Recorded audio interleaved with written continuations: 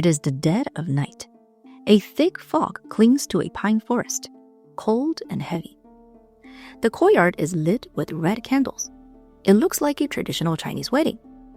Families gather, all draped in colorful robes, ready for a grand celebration. You look around, but something feels wrong. The altar is set, but instead of auspicious roots, there are 2 spirit tablets resting side by side. The music is playing, but no one is smiling. And where the bride and grooms should be standing, there are 2 bodies. Is this a funeral or a wedding? This is the ancient Chinese tradition of 冥婚, or ghost marriage. In ancient China, some families believed that those who died unmarried could become restless spirits. By giving them a wedding, the living ensured they would not face eternity alone. Hi everyone, I'm Amy. Today we're going to look at the haunting ghost marriage custom of Chinese history. Why would a living father arrange a wedding for his dead son? How did a woman become a widow before she ever became a wife? And how did an ancient ritual of grief turn into a modern-day black market? Let's start at the beginning.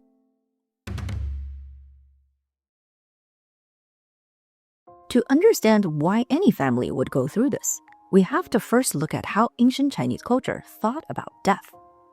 Today, many of us might think of death as a hard stop. Till death do us part is literally the end of the contract. But in traditional Chinese belief, death wasn't the end. It was more like moving to a different address. Your spirit became a ghost that moved into the underworld, which was essentially a mirror of the living world. You still need a house, you still needed food, you still needed a family. This is captured in a phrase that sits at the heart of this entire tradition. Serve the dead as you would serve the living. In this way of thinking, leaving a family member's spirit unprovided for wasn't just sad, it was dangerous. An unmarried soul was considered spiritually unsettled. In some traditions, these souls could turn into something darker, a vengeful ghost. And a vengeful ghost, according to village elders, was very much your problem. It could be the source of sudden illness, failed crops, and just general bad luck. But there was also a very practical, non-supernatural reason for ghost marriages, and it had everything to do with the ancestral altar. In the Confucian system, a man's primary duty was to continue the family line. If he died young and unmarried, his branch of the family tree would end. A ghost marriage was a solution. By arranging a marriage for a deceased son, the family created a household for him. And through that household, a real living boy, usually a nephew or cousin, could be adopted as his ritual son. That boy would grow up performing the ancestral rites and continuing the lineage. For women, the situation could be complicated for different reasons. In traditional society, a woman's identity was expected to shift to her husband's family after marriage. But if she died before that marriage ever happened, she could exist in a kind of ritual gray area. This was especially true for young women who had reached marriageable age or were already betrothed. Her parents could still mourn her and keep a tablet for her at home, but she did not neatly belong to the patrilineal ancestral line the way a son did. In the strict logic of lineage worship, she was someone who was meant to join another family, but never had the chance.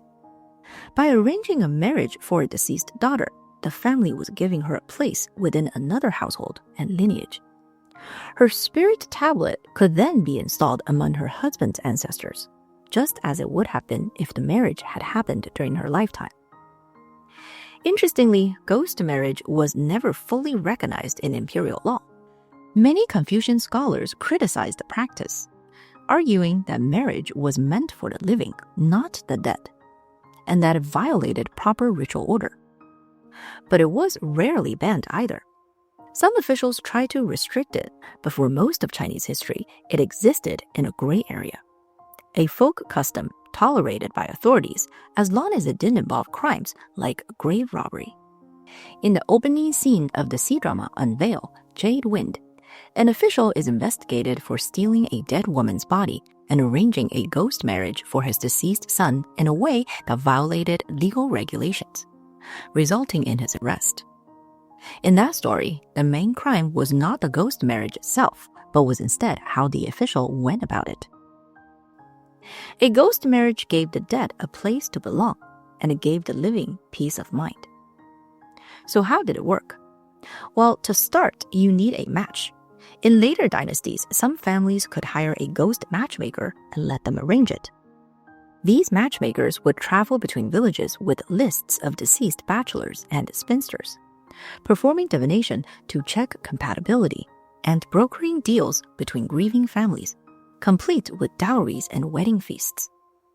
After finding a match, the actual ceremony itself was a surreal collision of wedding and funeral. Red lanterns, but also white paper. The smell of a feast, but also the sound of weeping. The traditional 3 bows to heaven, to the ancestors, and to each other were performed, but the deceased will be represented by a spirit tablet.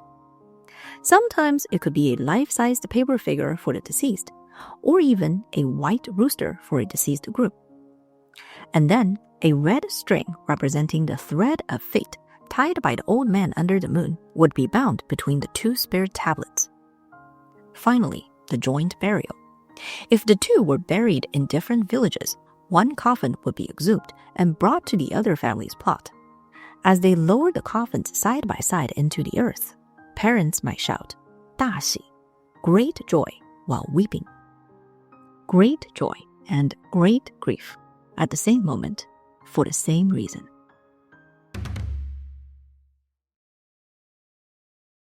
Historically, there were generally 3 types of ghost marriages. The first joined 2 people who were both already dead. This is when 2 families, each having lost an unmarried child, agree to unite them in death. The families become in-laws, the 2 children share a grave, and the problem of the lonely soul is solved for both sides. This was the most common form, and in many ways, the most straightforward. 2 grieving families hold a joint burial ceremony. From that day forward, they visit each other at festivals, exchange gifts, and treat one another as extended family. It was grief turned into community. The most famous example of this comes from one of the most powerful men in Chinese history, Cao Cao. He was a legendary warlord of the 3 Kingdoms period. His favorite son was named Cao Chong, a child prodigy, famous even today for the story of weighing an elephant by floating it on a boat. Brilliant, charming, and clearly destined for greatness. But then he died at 13.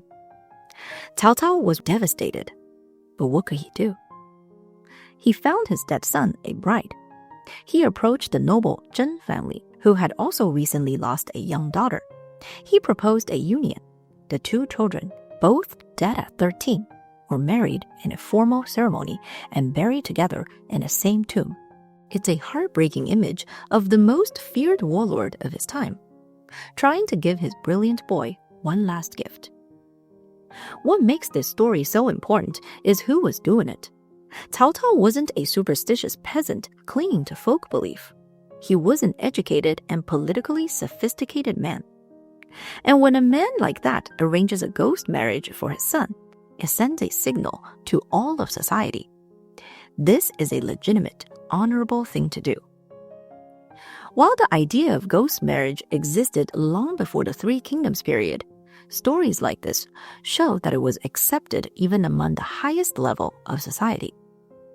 And once a custom appears among the powerful, it rarely stays there for long. By the Tang Dynasty, ghost marriages were being recorded across many parts of China. And by the Song Dynasty, families were already hiring matchmakers to arrange marriages between the dead. But marrying 2 spirits was only the beginning. Sometimes the living were drawn into these weddings too.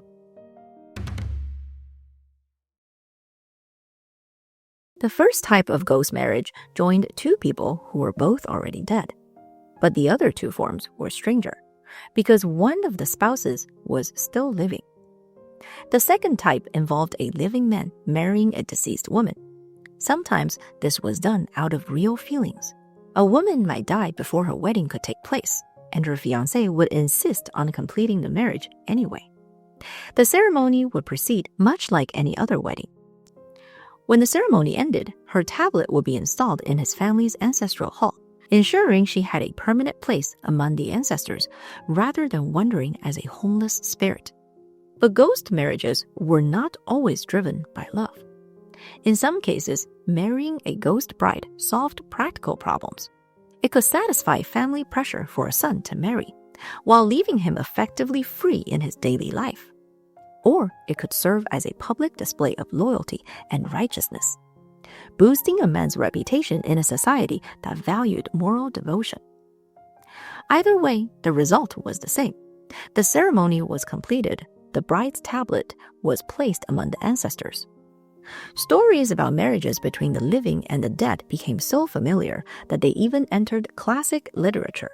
In Pu Songling's Strange Tales from a Chinese Studio, scholars would encounter and even form relationships with ghostly women, showing how deeply this idea had entered the cultural imagination.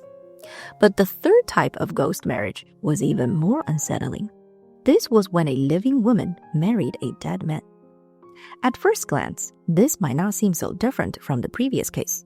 After all, a living man marrying a dead woman also joined the living and the dead. But the social consequences were completely different. A man who married a ghost bride remained the head of his household and continued living his life. For the most part, his life could continue as normal. He could even remarry later. For a woman, the situation was very different. When she married a dead man, the marriage bound her to his family. A living man with a dead woman kept his freedom. A living woman with a dead husband often lost hers. One common version of this practice was closely tied to the ideal of 望门寡, which literally translates to the widow who gazes at the gate. This described a woman who remained loyal to a fiancé who died before their wedding could take place. Imagine a young engaged woman. Her wedding date is set. The marriage was already being arranged between two families. But then, suddenly, the groom dies. In many cases, she might mourn and eventually find another match. But in some cases, be it for love or social pressure, she could feel obligated to honor the original engagement. And when the ceremony ended, she would move into his family home. She would cook for his parents. She would maintain his ancestral altar. She would call herself his widow. And in many cases, she would never remarry. Legally, a woman could remarry in most dynasties, but especially during the Ming and Qing dynasties, powerful social pressure discouraged it. These time periods actively praised the woman who remained loyal to a dead husband for the rest of their lives. The woman herself would have lived and died. As the wife of a man she never truly shared life with. And like many traditions in history, the reality was complicated. Some women accepted this path voluntarily because it offered security or social honor in a world with very few opportunities for women to be remembered. But for many others, it was simply a life sentence imposed by family expectations and the heavy weight of tradition.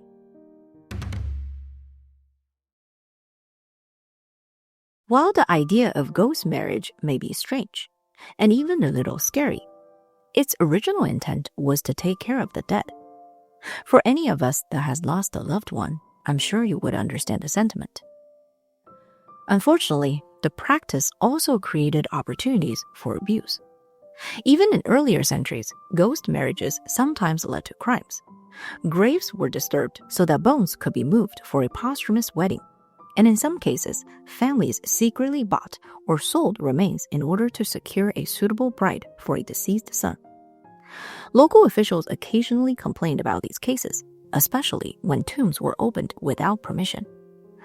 Most of the time, these incidents were small and hidden, but they revealed a problem that would only grow much larger in modern times. Now, here's where things take a darker turn that is harder to watch. If you don't like true crime stories, then you probably don't want to keep watching, because some of what happened next is really messed up.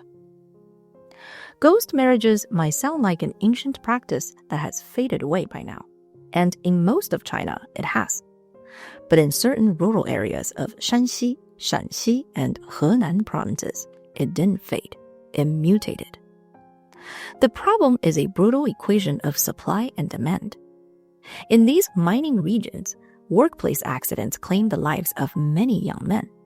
At the same time, decades of the one-child policy combined with a strong cultural preference for sons created a severe gender imbalance.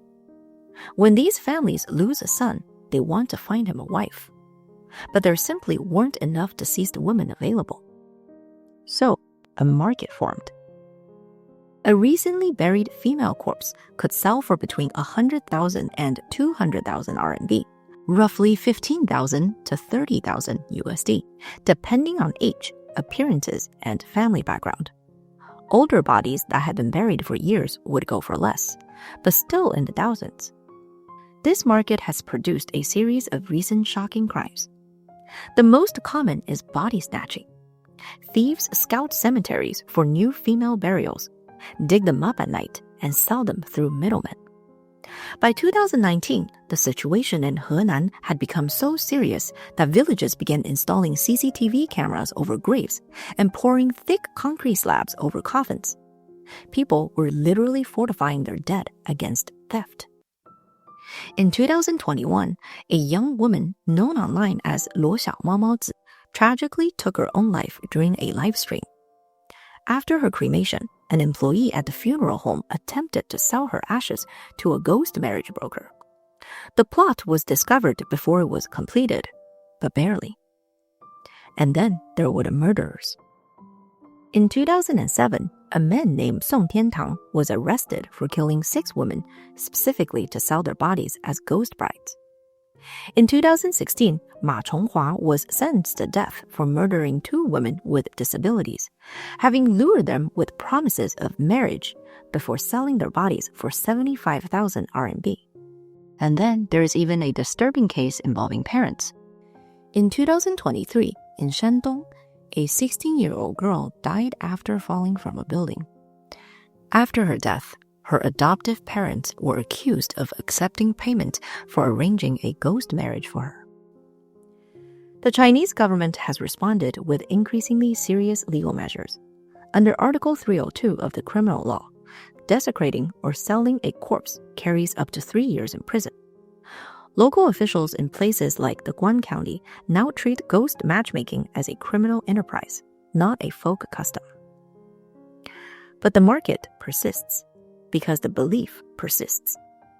As long as families fear the isolated grave, and as long as they believe their child's spirit is lonely and restless, there will be demand. And where there is demand, someone will find a way to supply it.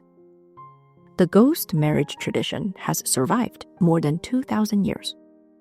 It has outlasted dynasties, survived bans, and adapted to the modern world in ways its ancient inventors would never have imagined. And certainly not for the better. At its heart, the ghost marriage was born from one of the most human impulses there is, the refusal to abandon someone you love, even after death. A grieving parent arranging a wedding for their child wasn't being irrational. They were doing the only thing that made sense in a world where death was just another address change, and where the worst possible fate was to be alone and forgotten. But tradition is not static. It absorbs the pressure of the world around it. And when it collides with poverty, gender imbalance, and grief that has no other outlet, it can become something monstrous. The people at the center of these ghost marriages deserve to be remembered, not as transactions, not as commodities with a price tag, just as a person who was loved.